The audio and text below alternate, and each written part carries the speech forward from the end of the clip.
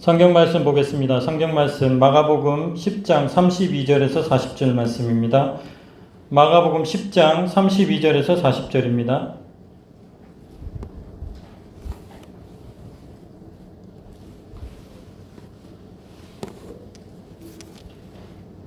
같이 읽겠습니다.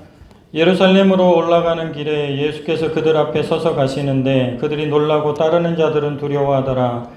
이에 다시 12제자를 데리시고 자기가 당할 일을 말씀하여 이르시되 보라, 우리가 예루살렘에 올라가노니 인자가 대제사장들과 서기관들에게 넘겨짐에 그들이 죽이기로 결의하고 이방인들에게 넘겨주겠고 그들은 능욕하며 침뱉으며 채찍질하고 죽일 것이나 그는 3일 만에 살아나리라 하시니라.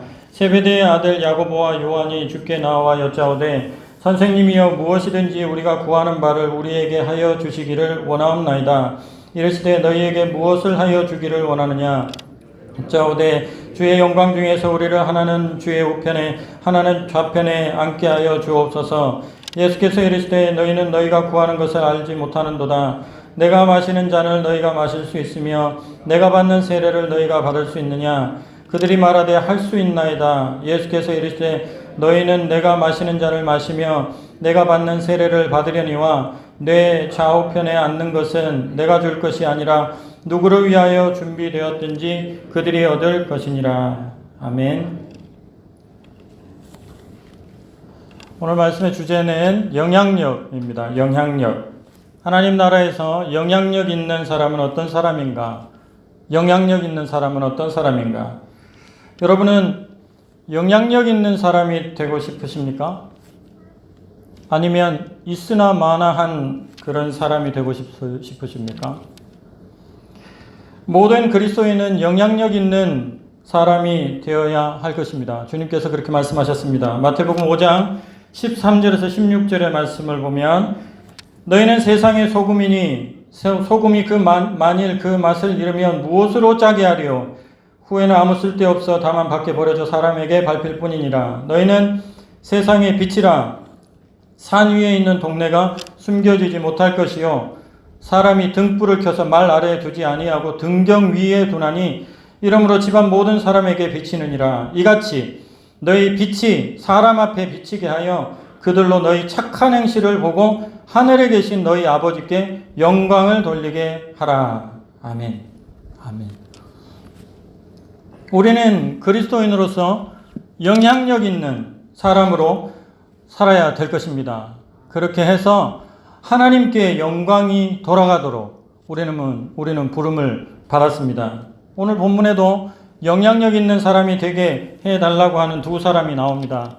야고보와 요한입니다. 이분들이 하나님 나라에서 진짜 영향력 있는 사람이 되고 싶어서 주님께 요청을 하였습니다. 35절부터 37절까지인데요. 같이 한번 읽어보겠습니다. 35절부터요. 세베대의 아들 야고보와 요한이 주께 나와 여짜오되 선생님이여, 무엇이든지 우리가 구하는 바를 우리에게 하여 주시기를 원하옵나이다. 이르시되 너희에게 무엇을 하여 주기를 원하느냐? 여짜오되 주의 영광 중에서 우리를 하나는 주의 우편에 하나는 좌편에 앉게 하여 주옵소서. 아멘. 지금 이 두 분이 무엇을 요구하는 것입니까? 예수님 우편과 좌편에 앉게 해달라고 하는 것입니다. 즉 하나님 나라에서 주님 다음으로 영향력 있는 사람, 그런 사람 되게 해주십시오, 이렇게 요청을 하고 있습니다.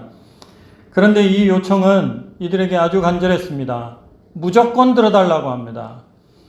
35절 말씀을 보시면 세베대의 아들 야고보와 요한이 주께 나와 여짜오되 선생님, 무엇이든지 우리가 구하는 바를 우리에게 하여 주시기를 원합니다. 무엇이든지 우리가 말하는 내용이 있는데요, 들어줄 건지 안 들어줄 건지 무조건 허락하시고 들어주십시오. 무엇이든지 무조건 우리가 원하는 바를 들어주십시오, 이렇게 얘기를 합니다. 내 평생 소원 이것뿐, 이렇게 얘기를 하는 것입니다. 내 평생 소원 이것뿐. 주님 오른쪽 왼쪽에 앉아서 영향력 있는 사람 되게 해 주십시오. 성도 여러분, 하나님께서 은혜 주셔서 성도님들이 하나님 나라에서 영향력 있는 분들이 다 되실 수 있기를 주님의 이름으로 축원합니다. 아멘. 주님께서는 하나님 나라에서 영향력 있는 사람이 되려면 이렇게 해야 한다고 두 가지를 가르쳐 주셨습니다. 어떻게 하면 영향력 있는 사람이 될 수 있을까? 첫 번째는 예수님의 잔을 마셔야 합니다. 자, 해볼까요? 예수님의 잔을 마셔야 합니다. 예수님의 잔을 마셔야 합니다. 예수님의 잔은 고난의 잔입니다. 고난의 잔. 영향력 있는 자리를 구하는 두 사람에게 주님께서는 내 잔을 마실 수 있느냐? 그렇게 오히려 질문을 하셨습니다. 주님, 저는 하나님 나라에서 영향력 있는 자리에 있고 싶습니다. 주님 오른편, 주님 옆에 왼편에 있고 싶습니다. 그랬더니 주님께서 되려 물으시는 것입니다. 내가 마시는 잔을 마실 수 있느냐? 이렇게 물으시는 것입니다. 38절 말씀을 같이 읽겠습니다. 예수께서 이르시되 너희는 너희가 구하는 것을 알지 못하는도다. 내가 마시는 잔을 너희가 마실 수 있으며 내가 받는 세례를 너희가 받을 수 있느냐. 아멘. 내가 마시는 잔을 너희가 마실 수 있겠느냐? 고난의 잔을 마실 수 있겠느냐? 십자가를 질 수 있겠느냐? 수치와 모욕을 당할 수 있겠느냐? 그렇게 말씀을 하시는 것입니다. 34절에 보면 그들은 능욕하며 침뱉으며 채찍질하고 죽일 것이다. 예수님이 당하셨던 수욕은 구체적으로 능욕이었고 침뱉음이었고 채찍질이었습니다. 이거 당하면 예수님 따라가서 이렇게 십자가 지기 전부터 이렇게 능욕 당하고 침뱉음 당하고 채찍질 당하면 영향력 있는 자리 얻을 수 있을지도 이렇게 말씀하시는 것입니다. 제가 신대원에 가기 전에 새벽 일을 했습니다. 새벽에 우유 배달을 했는데요. 그때 말씀 테이프를 어느 목사님이 주셔서 그 말씀 테이프를 계속 들으면서 5-6시간을 일을 했던 적이 있습니다. 그때 은혜를 아주 크게 받았습니다. 신대원생들을 위한 사경회 때 주신 말씀이었는데요. 내용은 종교의 타락 현상이었습니다. 종교의 타락 현상. 고등 종교는 타락하게 되면 나타나는 공통적인 현상이 있다는 내용이었습니다. 종교학에서는 고등 종교와 하등 종교를 구분하는데 그 기준을 자기 부인이라고 한답니다. 이를테면 어떤 종교에 자기 부인이 있으면 고등 종교고 없으면 하등 종교라는 것입니다. 종교학에서 말하는 이 자기 부인이라는 것은 종교가 내세우는 영원한 가치를 위해서 자기 욕망을 부인하는 것, 그것을 말합니다. 다른 말로는 극기라고 하기도 하고 헌신이라고 말하기도 합니다. 그런데 고등 종교가 타락을 하면 나타나는 공통적인 현상이 있는데 그 첫 번째가 뭐냐 하면 성직자가 급증한다는 것입니다. 왜이겠습니까? 간단하죠. 그 종교에 자기 부인이 없어졌기 때문입니다. 어떤 종교에 성직 희망자가 갑자기 급증한다면 그 종교에 자기 부인은 이미 실종됐고 성직 자체가 모든 사람이 탐내는 세속적인 직업으로 타락했다는 것입니다. 제가 이 얘기를 듣고 너무 충격을 받았습니다. 그렇구나 생각해 봤습니다. 우유를 들고 5층을 뛰면서 또 타고 운전을 하고 또 3층을 뛰면서 계속 이 생각이 떠나질 않았습니다. 가만히 생각해 보니까 정말 그런 거예요. 두 번째, 고등종교가 타락하면 종교기관이 급증한답니다. 갑자기 늘어난 성직자들이 모두 먹고 살려고 하니까 그렇게 많이 필요하지도 않은데도 불구하고 교회가, 종교기관들이, 사찰들이 많이 늘어난다는 것입니다. 세 번째, 고등종교가 타락하면 신앙이 기복으로 변질된답니다. 신앙이란 원래 절대자이신 신 앞에서 인간이 변화되어 가는 것입니다. 반면에 기복이란 인간이 자신의 목적을 성취하려고 자기 소유나 자기가 가진 것으로 신을 달래고 얼러서 신을 변화시키려고 하는 것입니다. 따라서 자기 변화 없이 자기 욕망을 위해 신을 변화시키려고만 한다면 그가 설령 고등 종교를 드나들지는 몰라도 기복신앙에 빠진 자요, 그런 자를 가리켜 기복주의자라고 한답니다. 말이 좋아 기복신앙이지 그것은 미신이라는 것입니다. 마지막으로 고등 종교가 타락하면 종교가 이해 집단으로 변질된다고 합니다. 이러한 얘기들을 들으면서 제가 신대원을 갈까 말까 그런 상황 속에서 이 테이프를 계속 들었는데요. 역설적이게도 이 내용을 들으면서 제 마음속에 신대원에 가고 싶다는 마음이 들었습니다.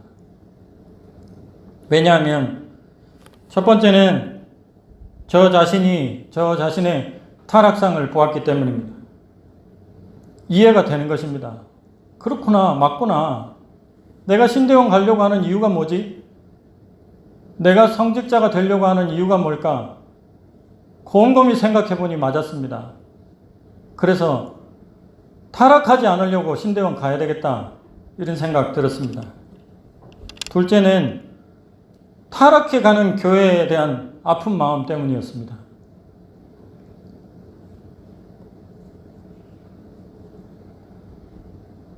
타락해 가는 교회. 오늘 주님의 말씀은 차원 높은 헌신을 요구하십니다. 주님의 고난의 잔을 받을 수 있느냐고 물으십니다. 우리들 모두에게 물으신다고 저는 믿습니다. 성도 여러분, 주님의 고난의 잔, 능력받고 침뱉음 받고 채찍질 당하고 십자가에 못 박히고 이 모든 고난을 당할 수 있으시겠습니까? 말 그대로 예수님의 오른편과 왼편에는 영광의 자리가 있는 것이 아니라 예수님의 십자가 옆에는 십자가 2개가 서 있었습니다. 야고보와 요한이 원했던 것과 같지는 않았지만은 예수님 옆에는 놀랍고 영광스러운 앉을 자리가 아니라 매달려야 하는 십자가가 양쪽에 있었던 것입니다. 성도 여러분, 모두가 주님이 바라시는 것처럼 예수님의 고난의 잔을 마시시고 영향력 있는 자리에 서시기를 주님의 이름으로 축원드립니다. 아멘. 두 번째, 어떻게 하면 영향력 있는 사람이 될 수 있을까? 영향력 있는 사람이 되려고 하지 않아야 합니다. 영향력 있는 사람이 되지 않아야 합니다. 같이 한번 해볼까요? 영향력 있는 사람이 되려고 하지 않아야 합니다. 40절 말씀을 보면 내 좌우편에 앉는 것은 내가 줄 것이 아니라 누구를 위하여 준비되었든지 그들이 얻을 것이니라. 야고보와 요한이 원하는 것은 영향력 있는 사람이 되는 것이었습니다. 그러나 그것은 주님이 주는 것이 아니라 하나님께서 주시는 것입니다. 받는 것입니다. 영향력 있는 사람은 자신의 영향력을 행사함으로 영향력을 갖게 되는 것이 결코 아닙니다. 바르게 하면, 순수하게 하면, 말씀대로 하면 영향력이 주어지는 것입니다. 하나님 나라에서 그렇습니다. 여러분, 리더십과 관련된 이야기가 하나 있습니다. 사람들은 누구를 자신들의 리더로 삼을까? 이에 대해 예를 들어 설명을 합니다. 10,000원짜리가 있습니다. 3사람이 갈라서 나누어 가져야 합니다. 한 사람당 얼마씩 가져가면 될까요? 3,333원. 보통 이렇게 되니까 리더가 없습니다. 그런데 셋 중에 한 사람이 1,000원을 희생했습니다. 내놓았습니다. 그러면 1,000원을 희생한 사람 덕분에 2사람은 4,000원을 가질 수 있습니다. 나중에 투표를 해서 리더를 정하게 됩니다. 누가 리더에 뽑힐까요? 4,000원? 2,000원. 2,000원 가진 사람이 뽑힌답니다. 왜요? 자기를 위해 희생해 준 그 사람이 4천을 가진 사람 두 사람 모두에게 저 사람이 리더가 되어야 된다. 그런 마음이 든다는 것입니다. 손해보는 사람이 영향력이 있는 것입니다. 영향력이 있으려고 손해보는 것이 아니라 그 사람 자체가 이기적이지 않기 때문에 영향력을 가지게 되는 것이죠. 여러분, 십자가가 무엇입니까? 십자가는 목숨을 내어주시는 것입니다. 우리가 십자가를 진다는 것이 무슨 뜻이겠습니까? 우리의 목숨을, 우리의 가진 것을 주는 것입니다. 마가복음 10장 45절 말씀, 오늘 45절 말씀 읽어보겠습니다. 인자가 온 것은 섬김을 받으려 함이 아니라 도리어 섬기려 하고 자기 목숨을 많은 사람의 대속물로 주려 함이니라. 주려 함이니라. 주는 사람이 영향력이 있습니다. 주려면 내가 손해봐야 합니다. 손해보는 사람으로 살면 하나님이 그 사람에게 영향력을 주시는 것입니다. 저는 목사라서 목사님 중에 존경하는 분들 그런 분들 참 존경하고 싶습니다. 정말 존경할 만한 분들. 존경할 수 있는 분이 있어서 참 감사합니다. 저에게도 존경하는 목사님이 계십니다. 그 중에서 제가 제일 존경하고 따르고 싶은 목사님은 전국적으로, 전 세계적으로 영향력을 가지신 분이십니다. 그분의 목회 자세는 정말 존경스럽고 본받을 만합니다. 2010년에 돌아가셨으니까 지금 벌써 11년째 되네요. 이분에 관한 영화가 나왔고 영화를 보는 내내 많이 울컥울컥거렸습니다. 얼마나 열정적으로 하나님과 교회를 위하여 헌신하셨는지 저절로 담고 싶다 그런 생각이 들었습니다. 그런데 며칠 전에 이 목사님이 영화를 찍고 감독했던 그 감독의 영상을 보게 되었습니다.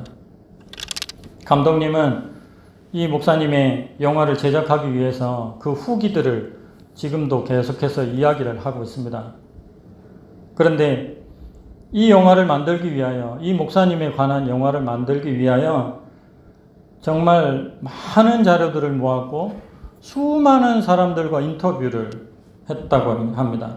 그 인터뷰 과정에서 이 목사님을 아는 수많은 사람들이 이 목사님에 관하여 공통적인 이야기를 하고 있는데 그것이 저를 아주 인상 깊게 만들었습니다.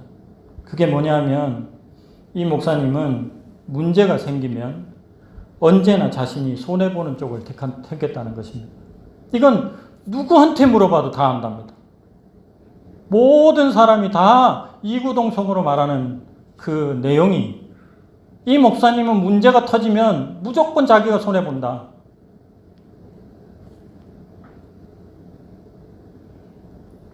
영향력 있는 자리에 있지만 영향력을 발휘하지 않고 오히려 영향력이 없는 분인 것처럼 주님 앞에서 순수하게 그렇게 목회하셨습니다. 성도 여러분, 하나님의 은혜로 성도님들께서 영향력 있는 사람이 되지 않으려는 가운데 영향력이 있는 분들이 되시기를 주님의 이름으로 축원드립니다. 영향력은 내가 영향력을 발휘하는 게 아닙니다. 내가 영향력 있지 않은 사람으로 하나님 앞에 순수하게 할 때 그때 주님께서 이 사람을 영향력 있게 만들어 주시는 것입니다. 목사뿐이겠습니까? 그리스도인 된 우리 모두가 다 이러한 영향력 있는 사람이 되어야 되지 않겠습니까? 말씀을 맺겠습니다. 영향력 있는 사람이 되려면 첫 번째, 예수님의 고난의 잔을 마셔야 합니다. 두 번째, 영향력 있는 사람이 되지 않으려고 노력해야 합니다. 손해봐야 됩니다. 성도 여러분 모두가 예수님이 십자가 좌우편에 서 있는 십자가에 매달려 영향력 있는 분들이 되시기를 주님의 이름으로 축원드립니다. 아멘. 기도하겠습니다. 살아계신 하나님 아버지, 주님이 원하시는 주님의 좌우편에 매달린 주님과 비슷하게 우리 주님을 닮은 그런 영향력 있는 우리 모두가 되게 하여 주시옵소서. 모든 말씀 예수님의 이름으로 기도합니다. 아멘.